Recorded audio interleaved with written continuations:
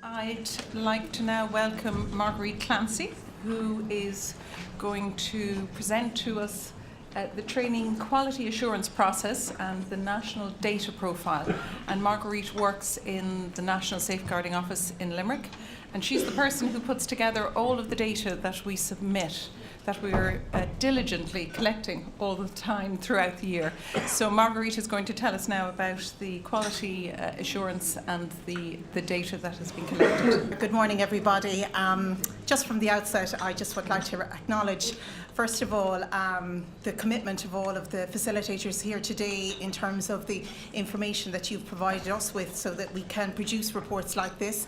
And also just to acknowledge the work of the other colleagues within the National Safeguarding Office, both Carol and Colleen, who are here today, who are also involved in the processes, and also on the quality assurance component of my presentation. This is primarily the work of our colleagues, Bridget McDade and Anne Wall. Excuse me. So just to acknowledge that it's their work that I'm presenting today. Sorry.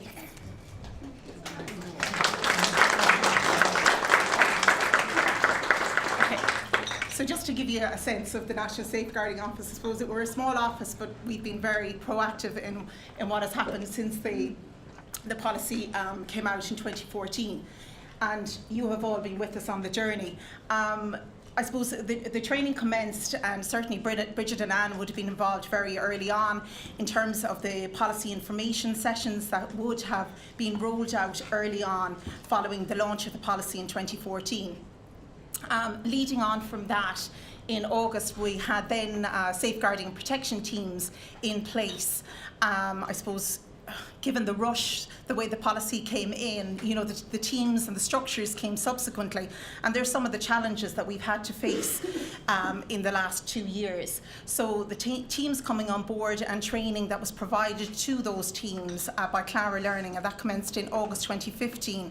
Leading on from that, then we had developed a listing of our designated officers, and it's a list that's constantly being updated and compiled. And these are people who are identified within our HSE and HSE funded services that required, under the policy, required specific training in terms of their roles and responsibilities. And in November 2015, we had the development of our Safeguarding Vulnerable Persons awareness programme, and that commenced being rolled out, which kind of coincided with our Train the Trainers, which our first group of Train the Trainers were trained in November 15 and have been involved in the rollout of awareness raising since that point, and indeed some of which have been involved in designated officer training. In terms of I suppose 2015 was really putting down the structures and getting people up and running, and 2016 then really saw kind of the rollout, given the commitment that all of our facilitators had made in that, you know, both HSE and HSE funded people coming together, providing training in a consistent manner, and that training that you had each made a commitment to provide at least 5 days training over a year. And this, I know, is in addition to, you know, all your other work. So it is a huge commitment, and we do recognise that. And we recognise as well that it's probably, you know, it's a difficult journey for people, because some people were further along on the training journey, and then, you know, they might have seen it as a setback. But we had to introduce a standardised approach that would have moved on in terms of, from the elder abuse service, it would have moved on and progressed into the vulnerable adults area, and also, you know, linking with our voluntary agencies and around the disability services. So in terms of this, this profiles our cumulative training data from 2015 to 2017. So you can see there, particularly the red line, 2016. So the target that was set for the year was 8,000 training participants, and we far exceeded that with nearly, well, you far exceeded that, but almost 14,000 people trained in 2016, and that's, you know, no mean feat, and you know, it has been recognised at all levels of the organisation, the commitment that was made to training, and rolling on from that, I suppose, taking on board the commitment and the fact that we had an increased number of trained facilitators and the commitment each of them would have signed up to, in 2017 the target became significantly higher at 17,000. So to date we have figures up until June, and validated figures until June, because the information is logged in arrears. So we don't have all complete data for July and August yet. And when we look at the data, and if we extrapolate that to year end, at the moment there's over 11,000 people that are logged on our system, and we would expect, going on targeted projections, that we will well exceed target, that we'll go over 20,000, potentially 22,000 training participants this year. So you know, that is fantastic achievement, and when they talk about 30,000 people trained, you know, that's looking at all of these figures here. It's looking at the different training programs that have been provided, and you know, it is a significant achievement.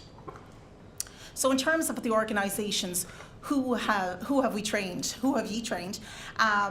You know, obviously we've got our HSE and our voluntary organisations, but we've also been involved with community organisations. There's been like men's sheds, senior citizen information. You know, so there's community groups that we have linked in with. Private organisations, the private nursing homes, there's been a huge commitment around home care providers, you know, that are linked in our tender process. So, you know, a lot of private organisations. Then we've statutory organisations, we've had the guards. And in terms of, I think it's important to put the work of the training into context, in that we also are partners, you know, with our members of the National Safeguarding Committee. So we've got the guards involved there, we've the Banking and Payments Federation there. So, you know, we have co-facilitated on training programs with other bodies. And I think it's important to highlight that, because the National Safeguarding the campaign that's up here on the walls today, and certainly the focus of the National Safeguarding Committee and their public awareness campaign, which commences next week, is around financial abuse. And we have worked collaboratively with the Banking and Payments Federation in terms of the rollout of training. So when we look at it by sector and we look at it by year, we can see straight on in 2015 there was, you know, the big drive, I suppose, was on the HSE and the HSE funded services, and that's where most of our training emphasis was placed. It was placed on upskilling our own managers, providing policy information sessions, then upskilling our staff and our designated officers. And certainly, you know, into 2016, that has still been the focus, where most of the training has been within the HSE and HSE funded. In 2017, of the information that we have to date, there has been an increase in the provision of training in the nursing home. In the private sector, which has predominantly been nursing homes and home care providers. So slight shift. Now, part of that coincides with the fact that we have specific trainers that there's a specific framework for Nursing Home Ireland that was established at the end of 2016, which is rolled out into 2017, and that data kind of feeds into us as well. So that gives some of a context on all of that. In terms of looking at what type of training is provided, it is predominantly the Safeguarding Vulnerable Persons Awareness Programme. That is predominant training across all years. You know, obviously early on it would have been policy information sessions, and you know, DO training is obviously very important, but in terms of the numbers, the sheer volume, when we're talking about the 30,000, that's the majority of that has been made up by training on the Safeguarding Vulnerable Persons Awareness Programme. So in terms of identifying, okay, who attends these training, when we look at our designated officer training and we look at so these are your sign-in sheets and you know, categorising people, who are they?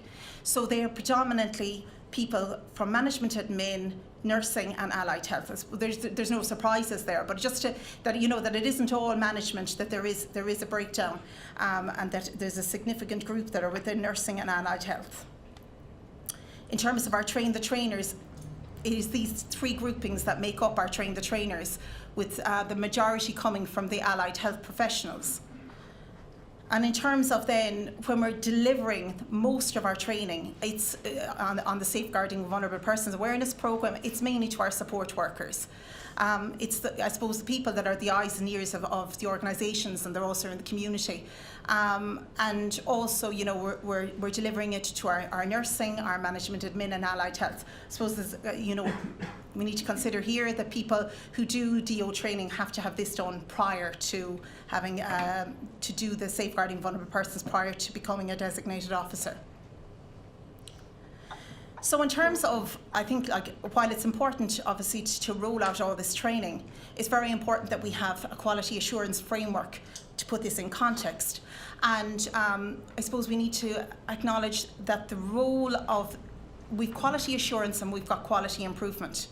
And the National Safeguarding Office doesn't have governance over safeguarding facilitators. We're not out there, we are providing a kind of a strategic direction for the way the policy and the training is operationalised. So we need to separate our, you know, quality assurance is very much related to governance. And we all have a role to play, but in the following kind of section of the presentation, I'm just going to break down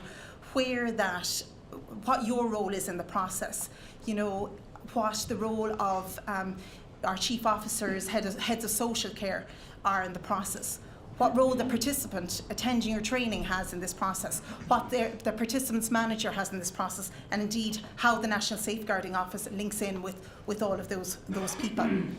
I suppose the importance of quality assurance is that we ensure that we have a high standard and a consistent approach to the way we do our business. And you know, that's very important, that we're singing kind of from the same hymn sheet, that we are focused on the same messages around the protection of vulnerable adults. And I suppose it assists service providers because in terms of regulation, and that you know, a consistent training programme is being provided throughout. Just in terms of what I'm going to discuss today is the different phases. A lot of these measures are actually in already. You know, they've been operational from early on in the process. So some of it is old information, some of it you're well aware of, some of it you've been part of, some of it you're doing. And then, you know, there's obviously going to be some processes that are going to be new as part of, you know, operationalising this quality assurance document. So in terms of the planning, I suppose early on, even your selection, how, you know, expressions of interest in terms of gathering safeguarding facilitators, how you were chosen, you know, that we had a good geographic spread. So all this was compiled very early on, and you went through an approval process. I suppose within that process you made a commitment to do your 5 days per year for 3 years. Also within, from the NSO, from the National Safeguarding Office perspective, materials were developed, they were standardised.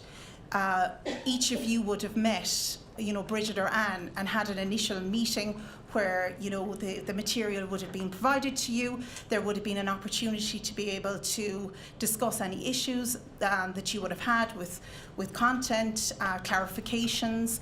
You would have been I suppose, informed of the importance of the policy and the procedures. You would also have been informed of, you know, the ability to be able to link in with them at any opportunity. And also, you know, your role within the quality assurance process, you know, the importance of the sign-in sheets, the way that information is fed back, the action planning, outlining that to your participants, also the importance of planning, and certification, you know, in relation to those who attend. I suppose the safeguarding, the National Safeguarding Office, an important role is the revision and updating of the safeguarding material. And I know a lot of information has been fed back, certainly, through different mechanisms. Obviously, information would have come back in through Anne and Bridget, but also when we engaged through the review process to gain an insight into challenges that people are facing, in terms of the rollout of the policy. Safeguarding or the safeguarding training emerged, as an issue, and the way it's being delivered and ways that we can tweak, our material.